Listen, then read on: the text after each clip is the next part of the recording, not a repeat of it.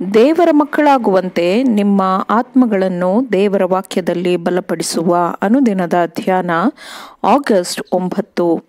Ellen G white ರವರ sons and daughters of god ಎಂಬ ಪುಸ್ತಕದ 222ನೇ ಪುಟ. ಶೀರ್ಷಿಕೆ: ಕ್ರಿಸ್ತನ ರಕ್ತದ ಮೂಲಕ ದೇವರ ಮಕ್ಕಳಾಗುವುದು.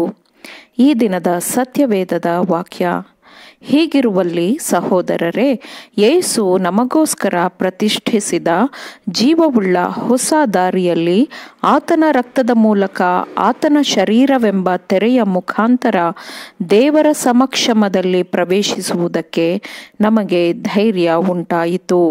ಇಬ್ರಿಯರಿಗೆ 10ನೇ ಅಧ್ಯಾಯ 19 ಮತ್ತು 20ನೇ ವಚನಗಳು. 3ನೇ ಮತ್ತು 6ನೇ ಗಂಟೆಯ ಸಮಯದ ನಡುವೆ, ಅಂದರೆ ಬೆಳಿಗ್ಗೆ 9 ಗಂಟೆಯಿಂದ ಮಧ್ಯಾಹ್ನ 12 ಗಂಟೆಯ ನಡುವೆ ಕ್ರಿಸ್ತನನ್ನು ಶಿಲುಬೆಗೇರಿಸಲಾಗಿತ್ತು. ಮಧ್ಯಾಹ್ನದ ಸಮಯದಲ್ಲಿ ಕ್ರಿಸ್ತನು ಮರಣ ಹೊಂದಿದನು. ಇದು ಸಾಯಂಕಾಲ ಯಜ್ಞದ ಸಮಯವಾಗಿತ್ತು. ನಂತರ ಇಸ್ರಾಯೇಲ್ ಸಮೂಹಕ್ಕೆ ದೇವರ ಮಹಿಮೆಯನ್ನು ಮರೆಮಾಡಿದ್ದ ದೇವಾಲಯದ ಪರದೆಯು ಮೇಲಿನಿಂದ ಕೆಳಗಿನವರೆಗೆ ಎರಡಾಗಿ ಹರಿದು ಹೋಯಿತು. ಮಹಾಪರಿಶುದ್ಧ ಸ್ಥಳದಲ್ಲಿ ಗುಪ್ತವಾಗಿದ್ದ ಮಹಿಮೆಯು ಕ್ರಿಸ್ತನ ಮೂಲಕ ಪ್ರಕಟವಾಯಿತು. ಪ್ರತಿಯೊಬ್ಬ ಮನುಷ್ಯನ ಮರಣವನ್ನು ಕ್ರಿಸ್ತನು ಅನುಭವಿಸಿದನು ಮತ್ತು ಈ ಯಜ್ಞದ ಮೂಲಕ ಮನುಷ್ಯ ಮಕ್ಕಳು ದೇವರ ಮಕ್ಕಳಾಗಬೇಕಿತ್ತು. ಕ್ರಿಸ್ತನಲ್ಲಿ ನಂಬಿಕೆಯುಳ್ಳವರು ಹೊಳೆಯುವ ಗಾಜಿನಂತಿರುವ ದೇವರ ಮಹಿಮೆಯನ್ನು ತೆರೆದ ಮುಖದಿಂದ ದೃಷ್ಟಿ ಇಟ್ಟು ನೋಡುತ್ತಾ ಆ ಮಹಿಮೆಯ ಪ್ರತಿರೂಪವಾಗಿ ಬದಲಾಗಬೇಕು, ಮಾನಸಾಂತರಗೊಳ್ಳಬೇಕು. ಪಾಪಕ್ಕೆ ಪ್ರಾಯಶ್ಚಿತ್ತವಾಗಿ ಯೇಸು ಕ್ರಿಸ್ತನನ್ನು ಸ್ವೀಕರಿಸುವ ಎಲ್ಲರಿಗೂ ಮಹಾಪರಿಶುದ್ಧತೆಯ ಕೃಪಾಸನದ ಮೇಲೆ ಆಸೀನನಾಗಿರುವಾತನ ಮಹಿಮೆಯು ಯೇಸು ಕ್ರಿಸ್ತನನ್ನು ಸ್ವೀಕರಿಸುವ ಎಲ್ಲರಿಗೂ ತೆರೆದಿರುತ್ತದೆ. ಈ ದಾರಿಯ ಮೂಲಕ ತಾನೇ ಕ್ರಿಸ್ತನ ಹಿಂಬಾಲಕರನ್ನು ದೇವರೊಂದಿಗಿನ ಅನ್ಯೋನ್ಯತೆಗೆ ತರಲಾಗುತ್ತದೆ. ಪರದೆಯು ಹರಿದಿದೆ, ಬೇರೆ ಮಾಡುವ ತಡೆಗೋಡೆಯು ಬಿದ್ದು ಹೋಗಿದೆ, ವಿಧಿವಿಧಾನಗಳ ಕೈ ಬರವಣಿಗೆಯು ರದ್ದಾಗಿದೆ ಮತ್ತು ಆತನ ರಕ್ತದ ಗುಣ ಸ್ವಭಾವದಿಂದ ದ್ವೇಷ, ಶತ್ರುತ್ವವು ನಿರ್ಮೂಲವಾಗುತ್ತದೆ.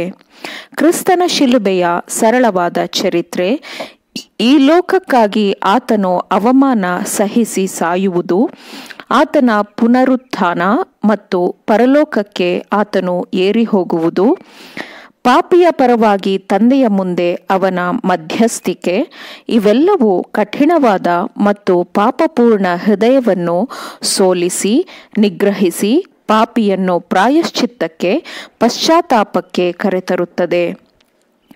ಪರಿಶುದ್ಧಾತ್ಮನು ಹೊಸ ಬೆಳಕಿನಲ್ಲಿ ಈ ವಿಷಯವನ್ನು ಪಾಪಿಯ ಮುಂದೆ ಇಡುತ್ತಾನೆ ಮತ್ತು ಪಾಪಕ್ಕೆ ಪ್ರಾಯಶ್ಚಿತ್ತವಾಗಿ ಕ್ರಿಸ್ತನ ಮರಣದ ತ್ಯಾಗವು ಅವಶ್ಯವಿದ್ದರೆ ಪಾಪವು ಎಷ್ಟು ದುಷ್ಟತನವಾಗಿರಬಹುದು, ಕೆಡುಕಿರಬಹುದು ಎಂದು ಪಾಪಿಯು ಅರಿತುಕೊಳ್ಳುತ್ತಾನೆ. ತನ್ನ ಅಪರಾಧದ ಪರಿಣಾಮಗಳಿಂದ ದೇವರ ಮಗನು ಮನುಷ್ಯನನ್ನು ರಕ್ಷಿಸಲಿಕ್ಕೆ ತನ್ನನ್ನೇ ತ್ಯಾಗ ಮಾಡುವ, ಅದಕ್ಕಿಂತ ಕಡಿಮೆ ಇರುವ ಯಾವ ಪರಿಹಾರವನ್ನೂ ಒಪ್ಪಲಾಗುವುದಿಲ್ಲವೆಂದಾದರೆ ಪಾಪವು ಎಷ್ಟು ದುಃಖಕರವಲ್ಲವೇ? ಇದನ್ನು ಮನುಷ್ಯನ ಸಲುವಾಗಿ ಏಕೆ ಮಾಡಲಾಯಿತು?